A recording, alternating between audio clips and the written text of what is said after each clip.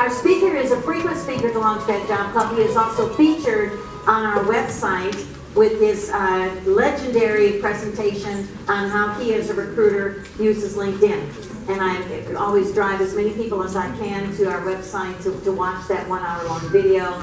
It's very, very useful. Today, he's on a different horse. He has, and we have a visual aid. Oh, I love this. I'm so excited. I'm all God. Gary O'Neill, recruiter, friend of Launchpad, frequent speaker. His topic today is waiting is not a strategy. Gary O'Neill.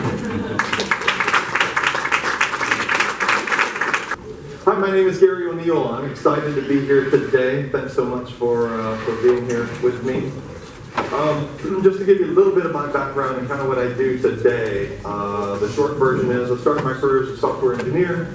I then joined a startup company when startup companies weren't cool back in the early 90s. And we grew that company from startup to almost 2,000 employees, 17 offices, and sold it to Sprint in about 7 years. So it was during that period of time where I really cut my teeth with respect to understanding how to hire great.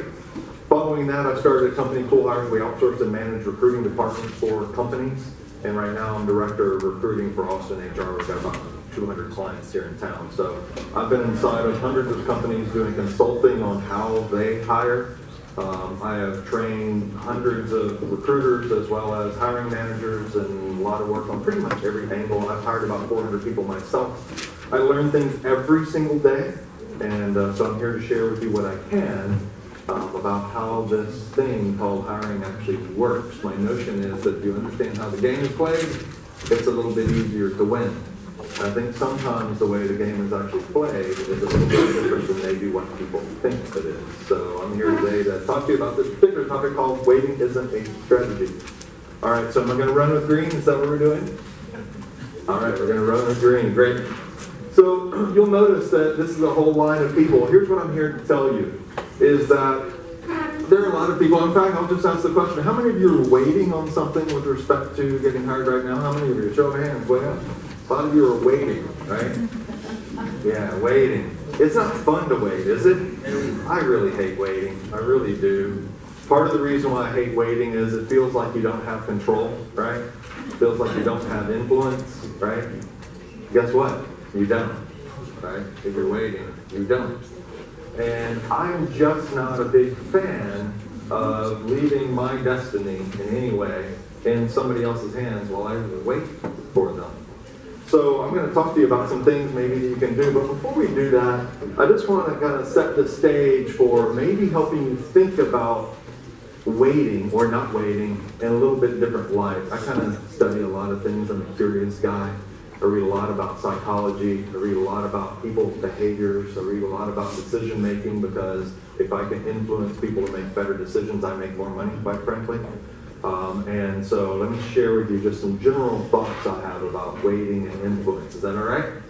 Got two of that? Okay, cool. So here's the deal. Time kills all deals. You know that, right? Time kills all deals. And what I mean by that is I'm also a salesperson. So anytime I have a statement of work out there, anytime there's been an opportunity to talk to a client about what we can do for them, the moment after I've finished whatever it is that I have to say, the opportunity for me to close that deal is beginning to go down. Every moment that goes by, 1 day, 2 days, 3 days, let's push it out. If I've talked to a client about a potential opportunity, I've sent them over a statement of work and 3 months has gone by, do you think that deal is dead? Yeah, it died a long time ago. Time kills all deals. Following an interview, right? The moment that you wrap up that interview, you do understand that your opportunity to get that interview at that moment is trending down, not up, right? You know that, right? Maybe you don't know that. All I'm telling you is that time kills all deals, and getting hired is a deal just like any other deal, right? Have you ever been out in the market, you've been selling a house? How many of you have sold a house? You have a buyer come look at your house, and a day goes by, and a week goes by, and another week and a half goes by, and you haven't heard back from them? You think you're selling through them? Right? So, yeah. So I'm not going to beat this point anymore, but time kills all deals, so don't forget that. And if you leave time in somebody else's hands, you're not influencing that deal. You're allowing them to make decisions about you. Okay? All right, so here's the deal. The point of all this, particularly with respect to hiring, is to stay top of mind. To stay top of mind, right? Because here's what happens. My reality is that right now at this very time, 7, 8, 9, I've got a fairly small team, but we're actively working on about 25 different positions for companies at this very time. Usually it's a little bit more than that, but these are some pretty challenging ones. And for each one of those, on average, we probably have somewhere in the neighborhood of 150 people who are in consideration one way, shape, or form that we've reached out to or what have you. So you do the math, there's about 3,000 people. So at any given time, there's only a small number of those people who are top of mind. There's a few who I'm thinking about, like right now. People that I've got to get set up for interviews, things that are going on. But time goes by, and I begin to forget about those things. I have a few tools that help me out, but the people who reach out to me and touch base with me are the ones who stay top of mind, quite frankly. Right? They stay top of mind. Let me ask you a question, too. What are some of the characteristics that people want to hire? And what are some of the characteristics that, as a hiring manager, I really want people to have? Independent of whether you're a project manager or software development or sales professional, what are some of the general characteristics I want people to have? Yeah. People skills. People skills. Tell me more about that. Well, being able to engage and retain and create good relationships. Great. Absolutely. What else? Persistence. Persistence is a great one, right? Persistence is something that we all want people to stay persistent, to do what it takes to push through, to do what it takes to get the job done, right? Isn't that what we all want somebody to do when they're trying to help us achieve our goals? What else? Initiative. Initiative, right? Initiative. Get things started. Don't just wait. Right? Isn't that frustrating? You ever work with people and when they don't have anything to do, they just wait until somebody gives them something to do? You're like, are you kidding me? I mean, are you kidding me? Wow, crazy.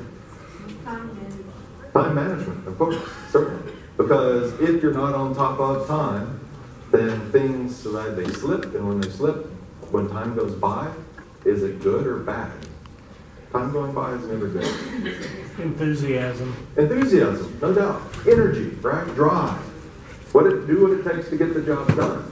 And what I'm here to tell you is that the behaviors that you exhibit by not waiting are exactly the same kinds of behaviors and characteristics that most organizations really want to see in people who they want to hire. So in a funny sort of way, by not waiting, you're actually doing exactly the kind of things that people generally want to hire. Yes, sir. Above medium productivity. Above medium productivity. No question about that. No question about that. By the way, that just reminds me of something, and this is, can I just go up in a tangent for just a second? You guys okay? My mind doesn't really think linear, so you have to deal with me. I kind of like go off in these weird places. So on that notion of higher productivity, isn't it interesting? Have you ever known someone or worked with someone who had all the skills that it took to supposedly do a job, but they weren't an above average or even an average or weren't a great performer? Have you ever known anybody like that? Yeah, show of hands. Have you ever known anyone or worked with anyone who didn't have all of the supposed skills that it was going to take to do the job, but they were able to excel and be a high performer anyway? Isn't it interesting? Huh? And isn't it interesting, when you look at job descriptions, what are job descriptions typically laden with? Skills. Yeah, isn't that interesting? And when you look at your resume, what are they typically laden with? Yeah, skills and tasks that you perform. Huh. I have no idea how the situation got to the point where what we all recognize is that what it takes for somebody to be a great performer isn't necessarily the skills, but somehow in the hiring process we focus on that. That's an aside. It's a little bit of a tangent, but it's one of the things that just makes me crazy. So, part of what I'm here to talk to you about too is that while a lot of people focus on skills kind of things, the other thing that I'd love to share with you, and I wish I knew how to draw this picture. I guess I could, but probably don't need a picture. Maybe I can just paint it with words. You do realize that your ability to do the work, skills, let's say, that's jacks are better to open. In other words, if you don't have the ability to do the work, and it's clear that you don't have the ability to do the work, I can't hire you, right? Right? All right. But you do also realize that for most hiring managers, that if your skill level, regardless of what I think about skills, if your skill level is certainly good enough, right, and you have another person whose skill level supposedly is significantly higher, but they aren't motivated, they don't have that drive, they don't have that that energy. They don't have the people skills. You do know that in most cases, it's not necessarily the person with the greater skills who gets hired, right? All right, I'll quit beating that particular horse. I'm just here to share with you that some of the stuff I'm going to talk to you about, I think, will help somebody see you as one of the people who they really want to hire by not waiting. So the whole point is to stay top of mind. Quick aside on that one is that following interviews, people talk to me a lot about sending thank you messages or what have you. It's really common that when I get somebody who follows, I interview people every single day, every day. And it's really common that I'll get a message from somebody pretty much the same day. It's usually an email message, which is fine. And I'll get one the same day. Oh, isn't that interesting? What do you think about that? Any thoughts about that? Yeah, and here's the reason why. Is if you interview with me today, you're already top of mind. You just lost an opportunity to remind me tomorrow, or remind me the day after, and bring yourself back to top of mind. So you got to think about the psychology and all this kind of stuff. All right, some of you have seen my talk before. How many of you have seen this slide before, right? Here's my take. This is if you're a technical person, you refer to an who knows, right? Does anybody know what else can you call an exclamation mark? Bang! All right, awesome. And the one on the right-hand side, the asterisk, what do you call that? Splat. Nice. Splat. What do you call the one in the middle? Question. Question. So here's the deal. In the hiring process, right off the bat, when I open your resume, are you a bang, a question, or a splat to me? I just opened your resume. It just came in. I'm going to look at your profile. Right now, in this very moment, are you a bang, a question, or a splat? You're a question. I'm not sure. Isn't that interesting? All right. So the other thing I want to share with you is that I think what happens in the hiring process is that people want to think that it's some big one single decision. People want to leap all the way to the job. People want to leap all the way to the end game of getting the job. And I'm here to tell you it's really not about one big decision. It's a whole series of micro decisions, some of which are psychological that the person who you're talking to isn't necessarily aware of, right? And I think the way that it works is this. You start as a question, and every single little micro impression, as an example, I'll open your resume, and you follow this weird rule that's out there in the world that says, anybody ever heard that your resume shouldn't be more than 2 pages long? Anybody ever heard that? Forget that rule. Forget that. It's not true at all. And let me share with you the reason why it's not true. You want to know why that's not true? And I think some good people have good intentions that put up rules like that, but they're giving you the wrong guidance. Here's the reason why. Let's imagine I'm looking at your resume, and let's imagine I'm looking at the first page and I'm going, hey, wow, Kathy looks awesome. This is awesome. This is great. Cool. I'll put to page 2. Look at that. It's really relevant, really interesting, stuff like that. Oh, sorry, you went to page 3. That would never happen. It's ridiculous, right? Here's the reasons why people give you that guidance is that if your resume gets long and boring and irrelevant, that's what makes it out. So there's this weird notion that you got to make it some page length. There's no page length. It's about being relevant and all that. Now, I would caution you that if it starts getting a whole lot longer than that, your problem isn't the page length. The problem is it's boring and irrelevant. That's what it's problem. All right. Again, sorry, I go off on these little weird tangents. I hope you guys are okay. So you start out as a question, and what happens is I'll open your resume, and because you thought it was have to be 2 pages and you want to get it all in, you cram the margins to 1/4 inch, and you lower that kind of stuff, and there's all kinds of black on top of this white page. What's my impression right now? Did you move towards splat, or did you move towards bang? Splat. In that moment that I open, I go, Instantaneously, I just made an impression of you by how that document looks when I open it. All right. So the other thing you need to know about us as human beings, right? We're really weird creatures. What happens once we've made a decision? Didn't I just make a decision? It was a micro decision, but I just made one, didn't I? Once we make a decision, what do we tend to do? We want to reinforce our decision because we like to be right. So as soon as I've opened your resume, as soon as I go, right? As soon as I move you towards splat instead of bang, I am now in the mode, whether I believe it or not, that I'm going to try to continue to reinforce you as splat. All right. Now what happens is I start looking at it and kind of go, oh, wow, wow, that's cool. You hear that tone in my voice? Did you just move towards splat, or did you just move towards bang? Move towards bang, absolutely, no question. All right. My whole point here is that, let's say that you went on an interview, And let's say at the end of the interview, by the way, when I get feedback from hiring managers on people that I presented, by the way, I'm not presenting anybody that I think is going to be a waste of their time. I'm here to tell you my job is to not have splats, because if I have splats, I'm in real trouble. But in general, when I get feedback from hiring managers, do they usually give me a bang or do I usually get a question? Usually get a question, right? Usually get a question. Not really sure. Want to see more people? I'm happy. It's almost always a question. Rarely is it a bang right after that. So what we talked about earlier, if you believe me, is that following that interview, as an example, you naturally, time moves you towards splat. Time moves you towards splat. It does not move you toward bang, right? All right. Now let's start trying to tie some of these pieces together. We said earlier that people in general want to work with people who have energy, who will do what it takes to get the job done, those kinds of things, right? And so if you stop, when you're waiting, you're moving towards flat. When you reach out and connect with somebody and give them information of value, which direction do you move? You move toward bang, right? So here, I'm here to tell you that if you're waiting, every moment that you're waiting, you're moving towards flat. And every moment that you're not waiting, if you're not waiting appropriately, then you move toward bang. You guys with me? Does this make any sense?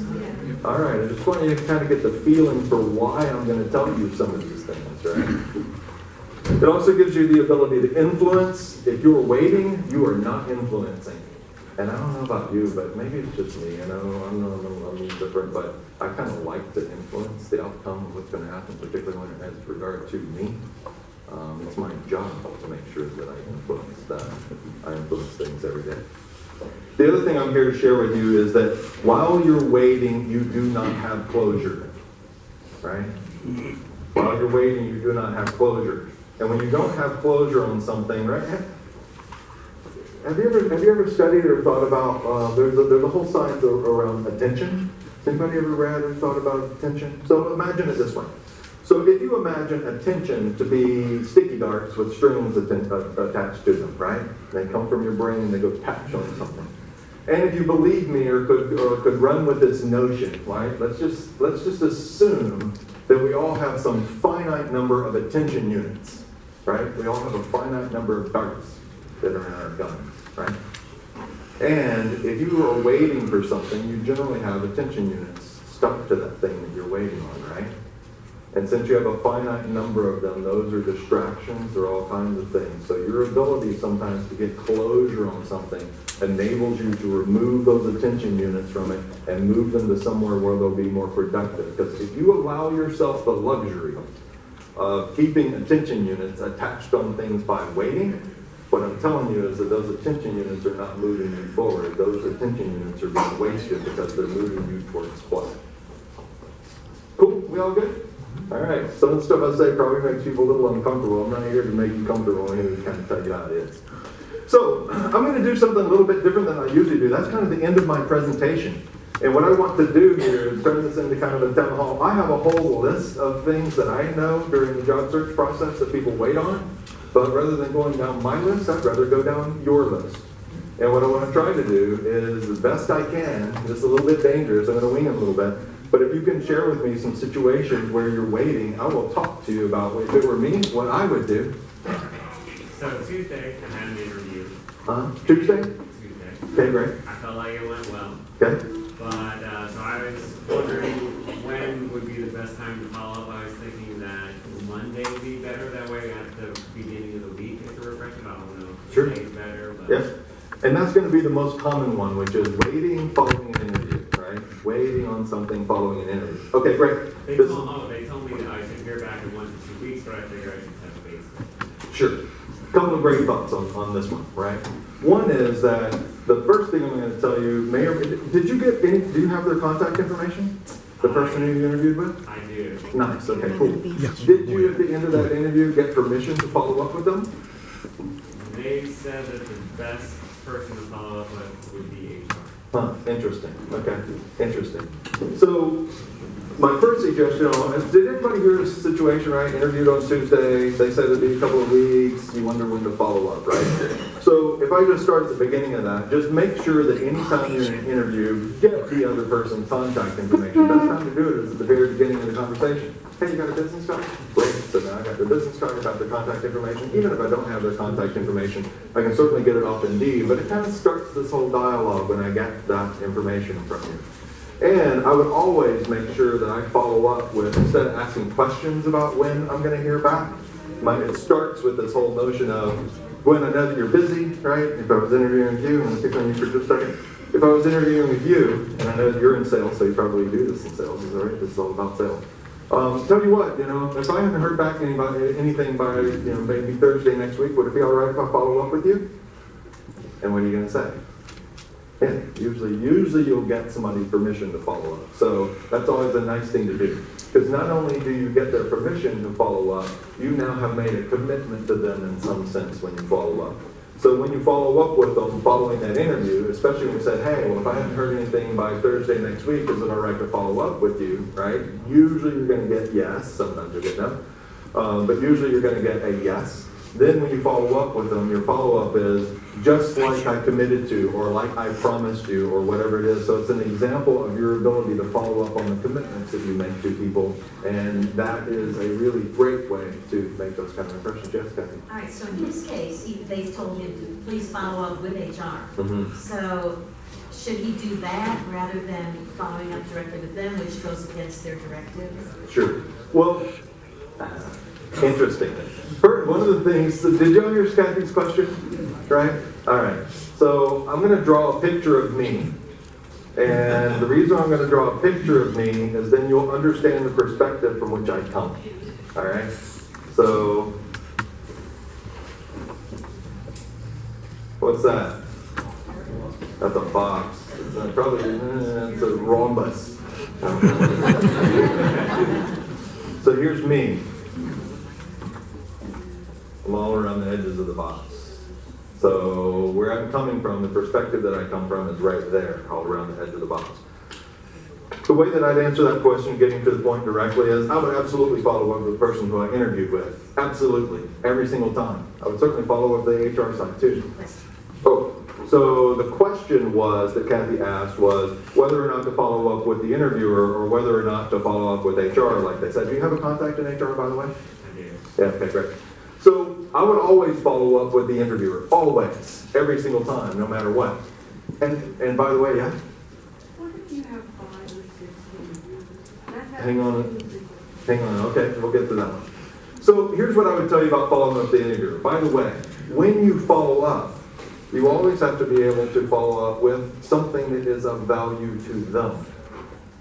You have to follow up with something that's going to be of value to them.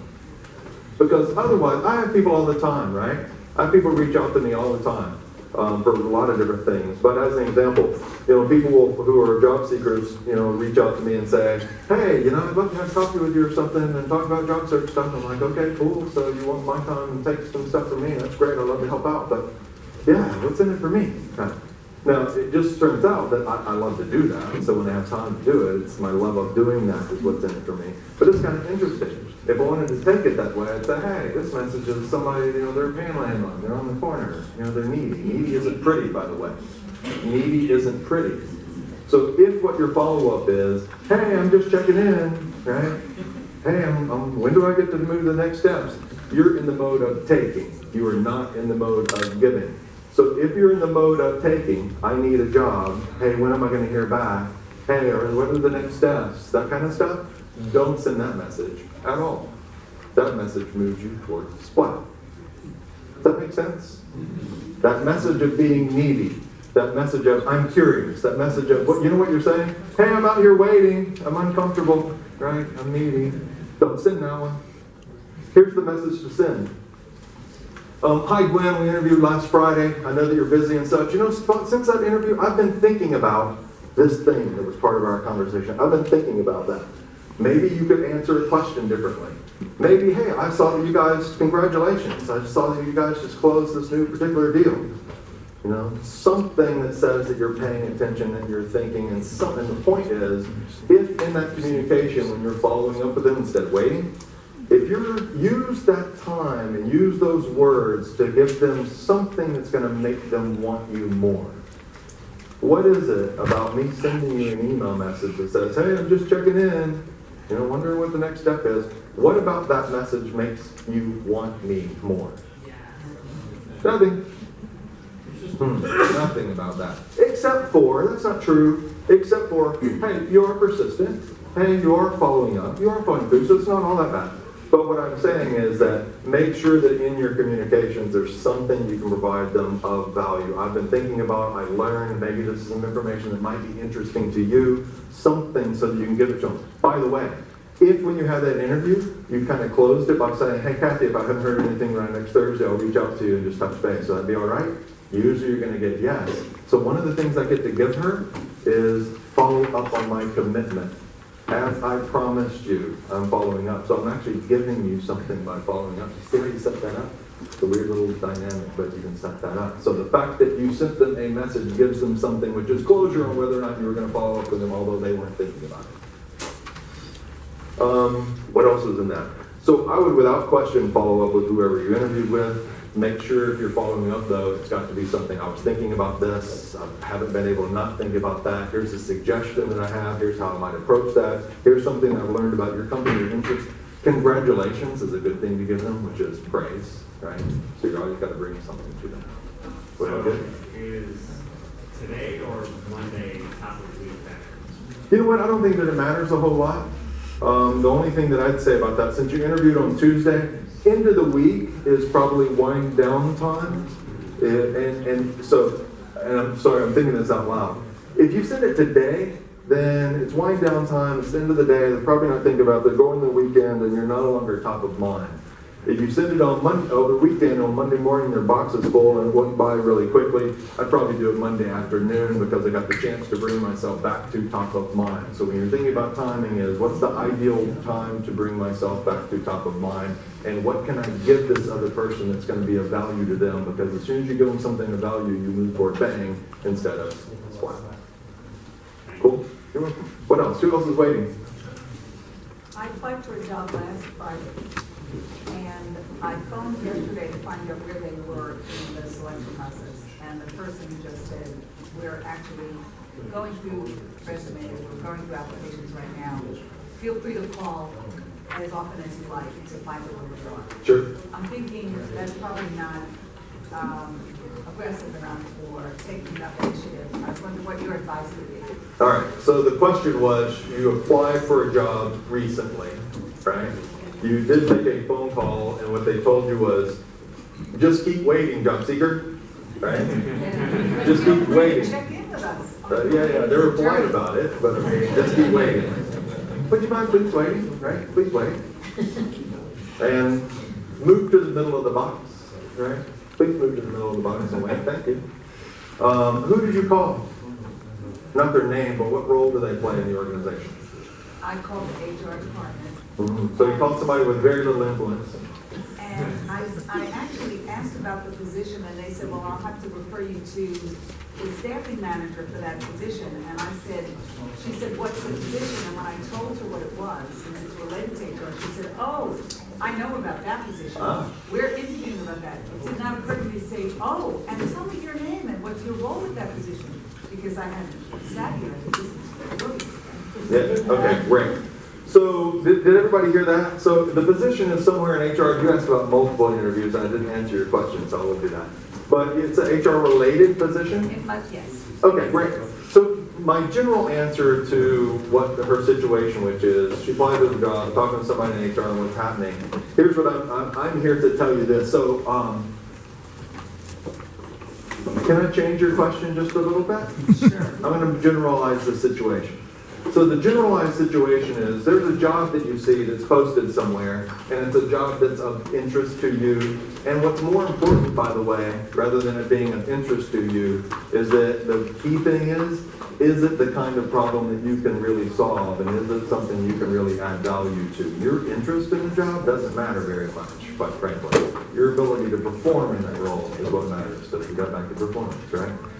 So if we just work the whole system a little bit differently, I would always suggest that where you can, go to LinkedIn, find out who the hiring manager is, right? Oftentimes it's not all that hard to do. Or find out people who are about the hiring manager. So the answer to your question perhaps starts even at the point that you apply.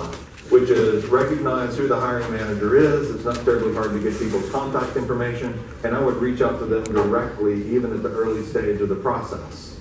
Because all decisions with respect to hiring happen at the front of the line, and the front of the line is talking to the hiring manager. And if you're not talking to the hiring manager, everything else that you're waiting to get through, all of those other things are in your way. As a recruiter, I'm in your way, right? I am between you and the hiring manager, right?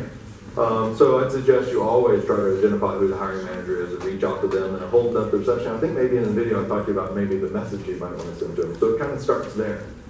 And then when you're reaching out to people, you reach out to them prior to even applying, and you can certainly reach out. So it's about reaching out to the hiring managers is really what matters a whole lot. And then certainly you can reach out to the recruiters and work that angle. I would work multiple angles kind of all at the same time, and just get some noise going out there. I want to ask you, how many of you have been hiring managers in the past? All right. How many of you who are hiring managers, your recruiter and your HR team and the rest did a stellar job for you, and all the time, right when you needed to have great employees for you to pick from, and that they were doing a totally outstanding, rocking job? How many of you have had that experience? It's because you hadn't worked with me. I wish that were true. So here's what I'm here to tell you. The moral in this story is most hiring managers, one, they didn't start recruiting until after the need was already burning, right? They were already in trouble before they even started looking. The hiring manager is in absolute desperation in many cases. Their HR and the recruiting department are going through a pile of resumes, but they're busy because my team's got about 3,000 of them right now. And by reaching directly out to the hiring manager, sometimes what happens is the hiring manager is able to not only engage with you directly, Lynn, right? Engage with you directly, but is able to go down the hall and beat the recruiter about the head saying, what do I got to do? Got to hire my own people? Look, this person reached out to me, right? So all I know is that by doing that, you can kind of get yourself to the front of the line, and that's maybe playing out here. But you know those rules? You ever see a job post or something that says no phone calls, please?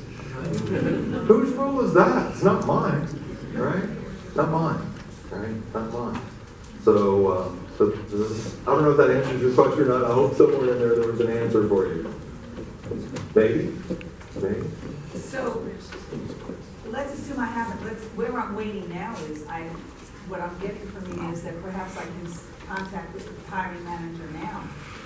And I then need to add something to, just want to flag my application and let you know that I'm fabulous for these reasons, because I can solve these problems for you, and I just hope that my application gets to your desk. I mean, at which point, how can I intervene in the process now without, how can I intervene in the process now?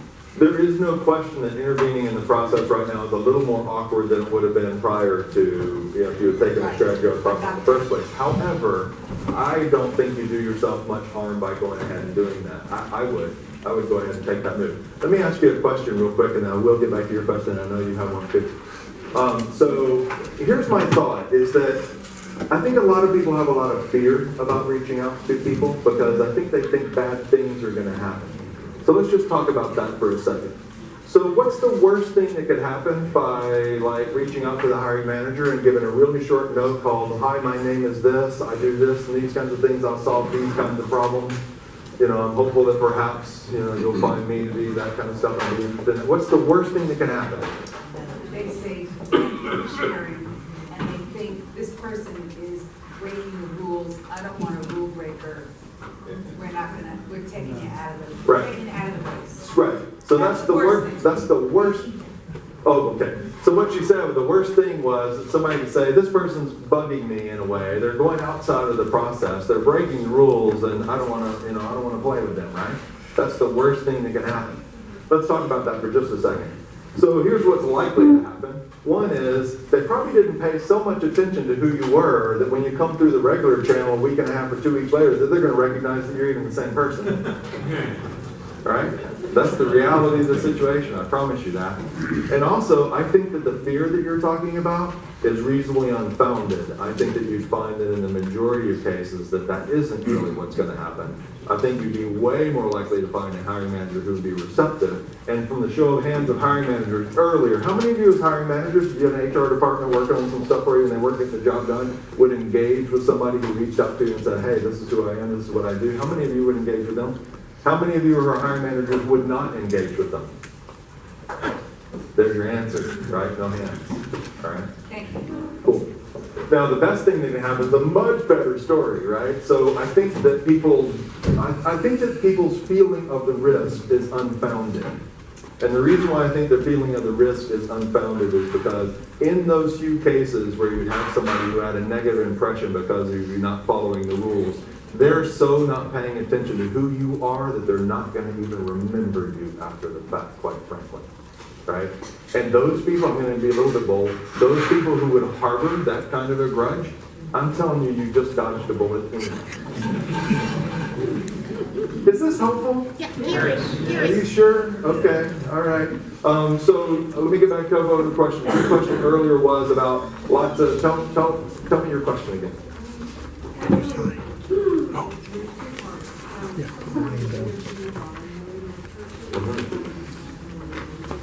Yep.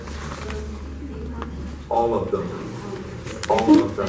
Oh, so the question was, sometimes you're interviewing with multiple people. Who do you follow up with? And my answer is every single one of them.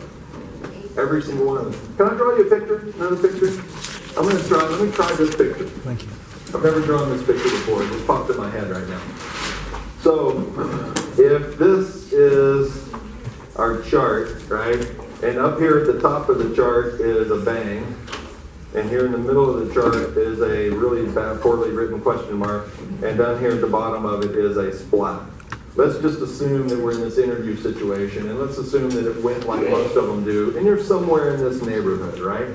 So with every single one of the people that you talk to, unless something happens, and you're typically waiting and waiting, how many of you have had to wait and wait and wait and wait and wait for feedback from an interview, right? So what's happening is, I'm going to use a different color. So it's going that direction, right? I think what happens is when you reach out to people, you have the opportunity to do one of these things and you're actually able to push the trajectory back up because you become top of mind again. So you push it back up, and then what happens is you reach out again and you push it back up. And I believe that by properly reaching out to people, multiple people on that team, you can actually move yourself towards bang as opposed to letting time move you towards splat. I think that that's how it works.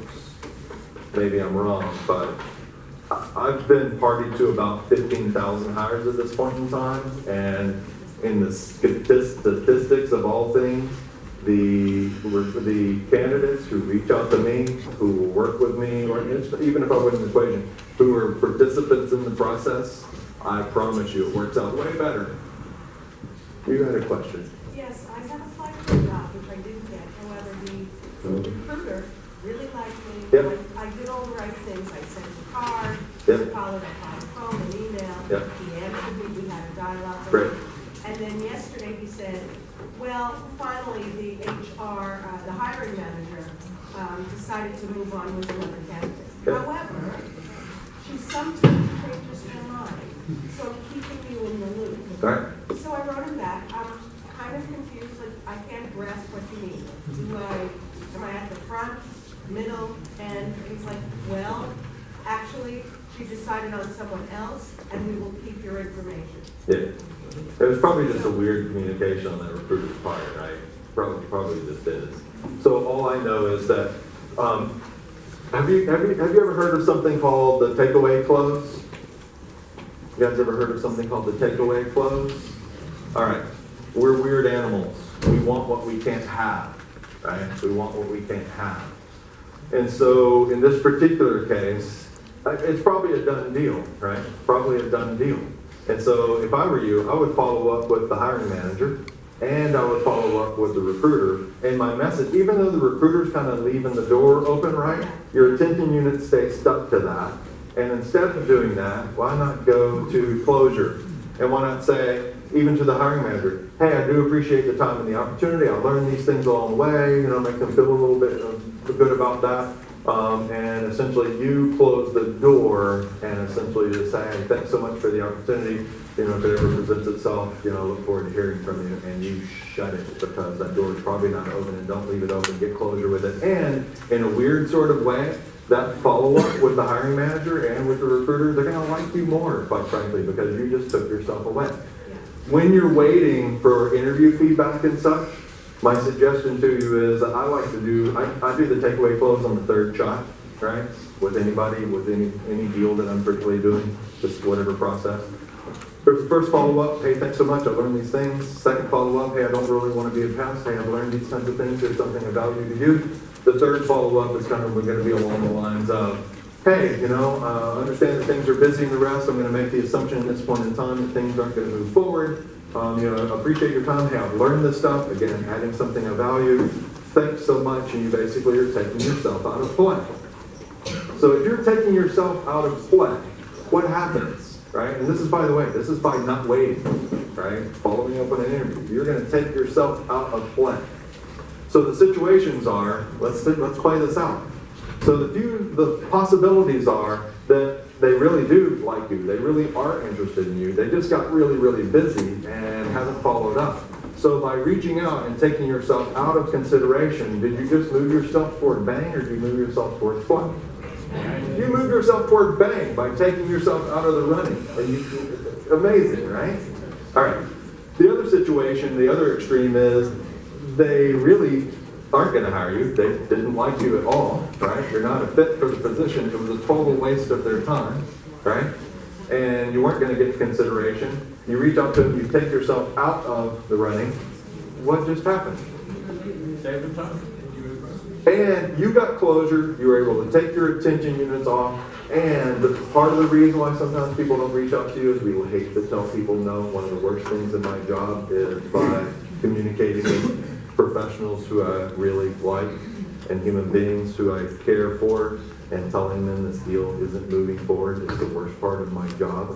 So part of the reason why they don't reach out is nobody wants to tell you no. So by taking yourself out of the equation, you got closure, and oftentimes you'll get an email message back from them saying, hey, thanks so much for blah, blah, blah. Yeah, you're right, we're not moving forward. And if there happened to be another opportunity some down the line, are you in better stead or worse stead than you were before you took yourself out of the running? Isn't it crazy? Take yourself out of the running. Right? Take yourself out of the running.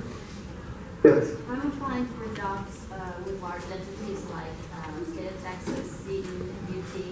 How do I find out who to go to before I send in the application? Yeah, I wish I had a great answer to that. There is no question that the larger the organization you're talking about, the more difficult it is to do some of the things that I'm talking about. There's no question about that. But I have a couple of suggestions for you, or a couple of ideas. One, for everybody in the room, of course, most people don't work for those companies. They only employ a small fraction of everybody, so that doesn't help you. Here's what I've found. It's really interesting. So I probably met the most influential person I've ever met in person just this past Wednesday. And he was the most gracious, humble, nice, friendly person I've ever met. I've done a lot of CFO searches this year. Where I'm going with this is that the higher level I go in organizations, the easier people are to talk to and work with. And I find that that's probably that they got to where they are because of how they are. So I would aim high. My company, Pool Hires, used to manage the executive referral program for Dell. So any executive over whatever level it was part of their goals that they had to do so many referrals. So my team handled all their referrals. And people would email michael@dell.com. And anybody who emailed michael.com, it didn't matter who they were, they basically came to us and we reached out to them. So it was our job to do that. So err on the side of aim high. And if you aim high, then here's what happens.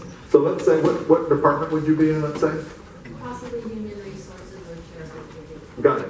So if you reached out to the Senior Vice President of Human Resources at Seton and said, hey, this is who I am, these are the kinds of things I do, this is the value I could add to your organization, I'm hopeful that you or someone you know might be interested in talking to me about that. And the Senior Global Vice President of HR for Seton says to someone else, hey, I just got this email message from, what's your name? Christine, Christine, what's gonna happen? email her. But yeah, all yes, and what's gonna happen is that senior manager's gonna go, yeah, whatever, and forward it to somebody, and the person they forward it to is gonna go, oh, I just got this from senior, I better do something with this. Aim high. Thank you. Yeah, you're welcome. What else? Yes, you talked about doing taking yourself out. I interviewed beginning of November at AISD, and I've got a friend on the inside. Nothing's been done. I've been doing follow-ups. I've been trying to add value. Finally, and I've been calling the hiring manager, the director, emailing. Right. And he finally got back with me before Christmas and said, oh, we got a new CIO. We're not hiring for the rest of the year. Well, yeah, it's close to Christmas. Well, I tried contacting them again after the new year. I know they have 3 positions open. I know they haven't filled any of them. I'm not sure where to go with that. I mean, That's I'm not interesting. waiting, How do you know, by the way, that they have positions that are open? because I have a friend that works in the department. Huh. Interesting. You know, here's my challenge, right? I don't know enough about your particular situation to really comment on it too much because my mind goes to all kinds of places, right? It goes to they really don't like you and they just don't want to tell you, right? There's all kinds of situations that could be going on, so it's hard to say, but I know the director is a master procrastinator, right. and I've been told by more than one person in the department. So I'm trying to stay on top of mind, Right. but the time is getting a little ridiculous. Yeah, no doubt. I still have to wonder whether or not the takeaway clothes might be really what gets their attention, right? Because if they're interested in you doing the takeaway clothes isn't going to make them want you any less, right? I don't think you run much risk by doing that. Yeah. And even if you do a takeaway close now and you don't hear anything, that doesn't mean you can't follow up in a month. I promise you that with clients, right, I do sales. With clients all the time, I go and have conversations, and it doesn't make any sense, by the way, and go meet people and all this kind of stuff, and everything's going, and then it basically goes radio silent. I've never understood that, ever. But what I'll do when it goes radio silent, I'll follow up a couple of times, and I'll finally say, hey, now must not be the right time for this, whatever, I'll assume that this deal is done, and I'll follow up in another 30, 45 days, and sometimes bring it back to life. So I don't think the takeaway close, you really run much risk with it. If they like you, they'll like you more. If they're meeting about you, then you can still follow up later. I'd still run the play. What percentage of higher level jobs, middle and upper management, they hire somebody, okay, thanks, I applied, you show somebody, and usually within 3 months you realize this wasn't going to be a good fit. For you that wasn't chosen, what's a good time frame to then follow up and say, hey, just want to let you know I'm still available, and have your choice work out, something like that, thinking that they already know, oh my God, this isn't working, and now HR has to get involved. How do we ease this person out? We still need to have this position filled. That is an awesome question, by the way. I like that a lot, and I'm going to repeat that. Yep. So his question was, and I'm not sure it necessarily even applies, you talk about higher level positions, I'm not sure it just applies there. His point is that it's not all that uncommon that within, unfortunately it's more common than it should be, that things don't work out in the first 90 days or so with a new employee. And you believe that you were in consideration for this role and somebody else got the role, right? I believe that most hiring managers know within the first week. I think that they're generally certain within 45 days. And rarely are they really talking to anybody about it yet.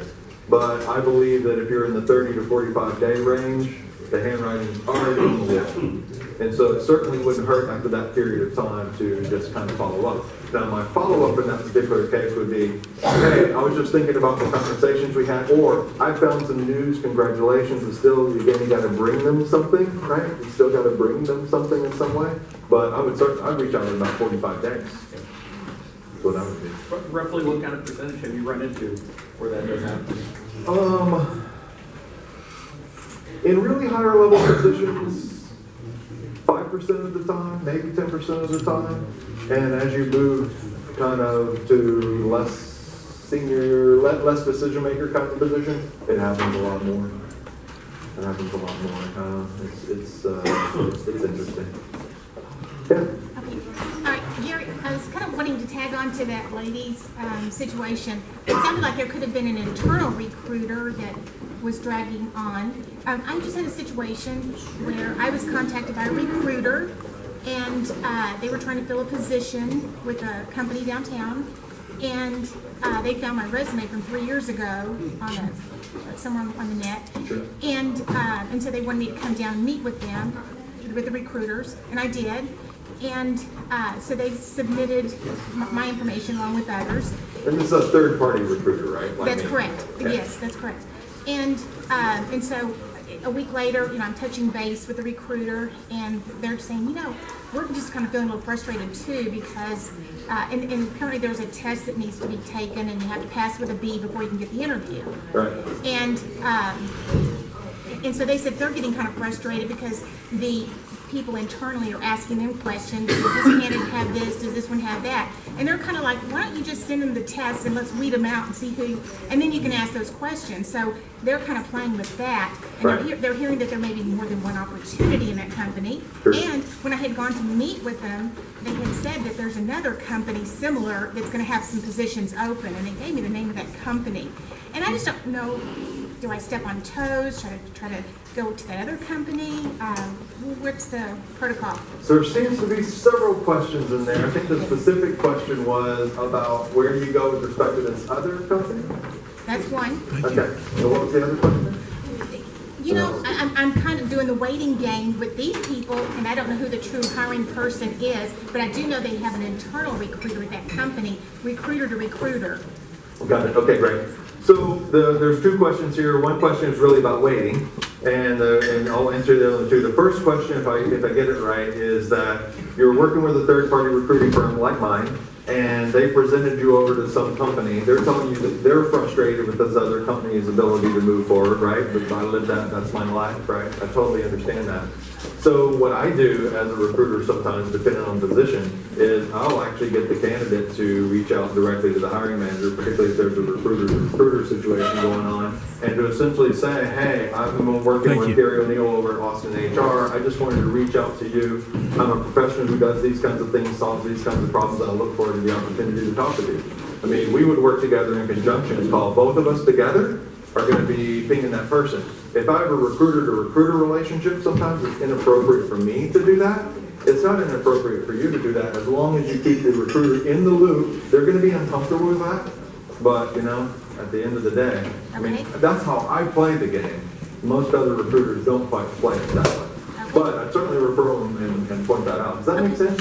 You don't even understand the situation? That's good. And then what about that other company do I have? I think that, and her situation is that this recruiter mentioned that there's another company that has some similar sorts of positions, right?